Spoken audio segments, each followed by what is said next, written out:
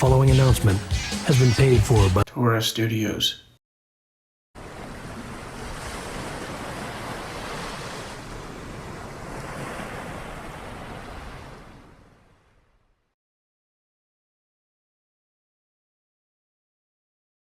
Welcome back to Revealing Biblical Truths. In today's video, we will be going through the book of 2 Samuel, chapters 11 through 15. Before we get started, be sure to hit the like button, subscribe, share, and turn on post notifications so you can see future videos as soon as I post them. In chapter 11, David sent Joab and Israel, and they defeated the Ammonites and besieged Rabbah. And at evening, David got up and walked to the roof of his house, and he saw a woman bathing, and she was beautiful. And David asked who she was, and someone said it was Bathsheba, the daughter of Eliam, the wife of Uriah the Hittite. So David sent messengers and took her, and she came in to him, and he laid with her. And after he was in a clean state again, she went home. She conceived and told David she was pregnant, and David told Joab to get Uriah, so he did. And when Uriah came, David asked how the army was doing, and said, "Go to your house and wash up." So he went out, but Uriah slept at the door of the king's house with all his servants and didn't go home. And David told him, "Why didn't you go to your house?" And David said, "The ark and Israel sleep in tents, and my servants are encamped in the field. So why should I go and eat and drink while they suffer? I won't do it." And David said, "Stay here today, and tomorrow I will let you go." And David called him after and made him drunk, but he still didn't go to his house. He lay next to his servants. So David wrote a letter to Joab and said to put Uriah on the front lines of battle, and then step back so he would be smitten and die. And it came to pass that he put him in the front, and some of David's servants died, and Uriah also. And Joab told David that what he told him what happened, but asked what he should do if the people were asking what happened to Abimelech and Uriah. So David sent a messenger to Joab, saying, "Don't be upset, for the battle is strong, and swords do kill people, but be encouraged." Now when Bathsheba heard Uriah was dead, she mourned for him, and when she was finished, David fetched her and sent her to his house, and she became his wife and bore him a son. And this thing upset Yah. And Yah sent Nathan the prophet to him, and said there were 2 men in a city, one rich and one poor. The rich man had lots of animals, but the poor man had one ewe lamb, which was with him from his youth, and grew up and was like a child to him. And there was a traveler that came to the rich man asking for food, but instead of taking his own sheep, he took the poor man's lamb and gave it to him. And David was angry at that man and said he should die, and he would restore the lamb 4 times because the rich man had no pity. And Nathan told David he was the rich man. And Yah Elohim of Israel granted him to be king and delivered him from Saul, and gave him a house and wives and all of Israel. And if it wasn't enough, he would have given him more. But you have despised my command to do evil in my sight. Now therefore sword and violence shall never depart your house, because you took Uriah's wife. And I will raise up evil against you from your own house, and take your wives and give them to your neighbor. And because you did this secretly, I will do this before all of Israel. And David said, I have sinned against Yah. And Nathan said, Yah has put away your sin, and you will not die. But because of this deed, your children will certainly die. And Nathan left, and Yah struck Bathsheba's child, and it was sick. And David sought out Yah for him, and he fasted and laid all night on the ground. And elders went to him and lifted him up, but he would not lift up, and he would not eat either. And on the 7th day the child died. And the servants were afraid to tell him, but when David perceived he was dead, he asked, and it was confirmed. So he rose up, washed, changed his clothes, and came to the tabernacle of Yah, and worshipped then, and came back home with his servants. And the servants offered him food, and he ate. And they said, Why have you done this? While he was sick, you wouldn't eat, and cried. But now that he's dead, you get up and eat? And he said, I didn't know if Yah would be gracious to me, that he would live. But now that he is dead, why should I continue to fast? Can I bring him back from the dead? And David comforted Bathsheba and lay with her. And she conceived again and bore a son, and called him Solomon, or Shalamah. And David loved him, and called him Jedidiah. And Joab besieged the city of Rabbah, and sent messengers to David, asking him to gather the rest of Israel to take the city. So he fought against Rabbah and took it. And after this, Absalom, David's son, had a pretty sister named Tamar, and Amnon, David's son, loved her. And Amnon was in love with her, but she knew but knew she was a virgin and didn't want to do anything to her. But Amnon had a friend named Jonadab, and he asked Amnon why he was distressed. And he told Jonadab he loved Tamar. But Jonadab told him to act like he was sick, and when his dad came to see him, asked if Tamar would bring him food. So he did, and Tamar went to his house and made cakes, and tried to offer them, but he refused to eat, and told all the men to leave his house. Then he told Tamar to bring him the cakes. And when she brought them, he grabbed her, and said, "Lie with me." And she said, "No, don't make me. It should not be done in Israel.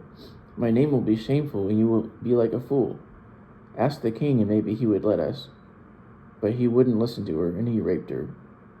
Then he hated her, and his hate was even more evil than his love, and he told her to leave. But she said, "Sending me away is even more evil than sleeping with me." But he wouldn't listen, and he told his servants to take her away. And when she was outside, she put on ashes on her head, and tore her clothes and cried. And Absalom, her brother, asked if this was true, and said, "Don't worry about it, he's only your brother." But when David heard it, he was very angry, and Absalom hated Amnon.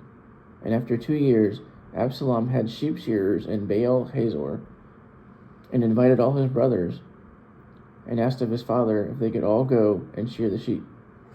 But the king said, "No, lest we all be accountable to you." But Absalom said, "Let Amnon go with us." And David asked why, but then let all the king's sons go with him. And Absalom told his servants to let him know when Amnon was drunk, and then kill him. And don't fear, but be valiant. And they did, as he said. And all the king's sons arose and fled. And while on their way, news came to David, saying Absalom had killed all his sons.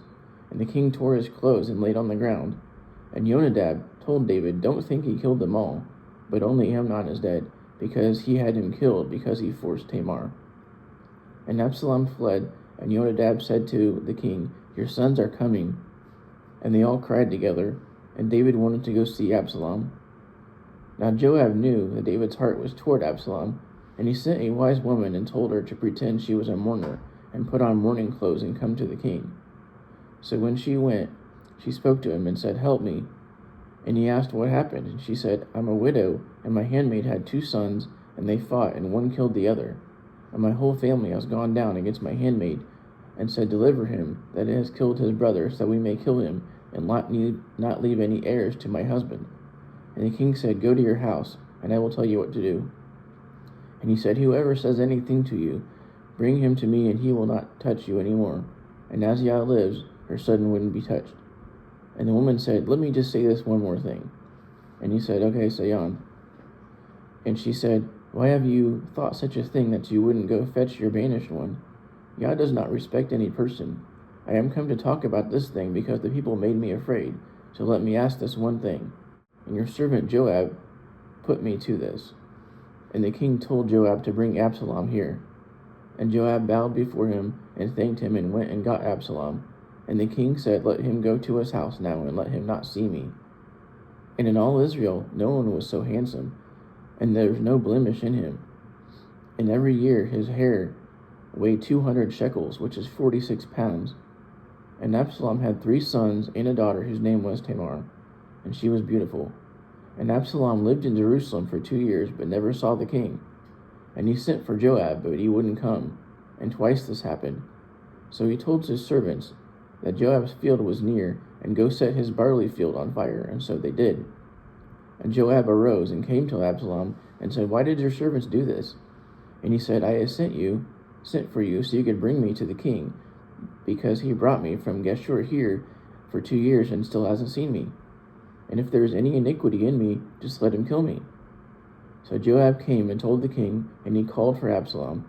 And so he came to the king, and bowed himself to the ground, and kissed the king. And the king kissed Absalom. And after this, Absalom prepared chariots and horses, and 50 men. He rose up early and stood by the gate. And if any man had an issue, and wanted to see the king, he would say, 'If I were the judge, I would do him justice.' So when anyone came near, he would put out his hand and kiss him. And Absalom stole the hearts of men this way. And after 40 years, Absalom said to the king, 'Let me pay my vow.'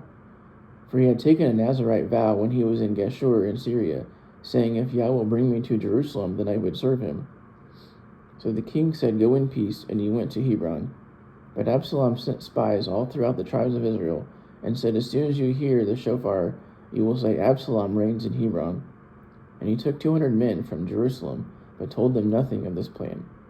And a messenger came to David, and said, "The hearts of the men of Israel are after Absalom."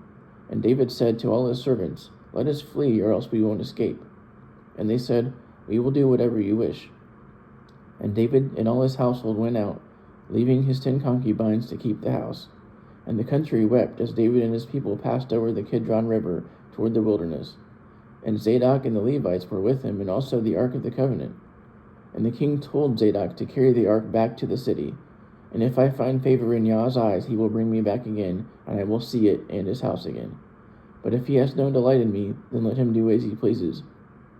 And he told Zadok and also his sons to return to the city, and when word comes that it is safe, to send word. And David climbed the Mount of Olives, and cried as he went up, with his head covered. And when he reached the top, he worshipped Yah, and Hushai came to meet him. But he told Hushai his friend to go back to the city, and become Absalom's servant, and spy on him, and send me whatever news there is. And this ends the video. Thank you for watching, and until next time, Shalom.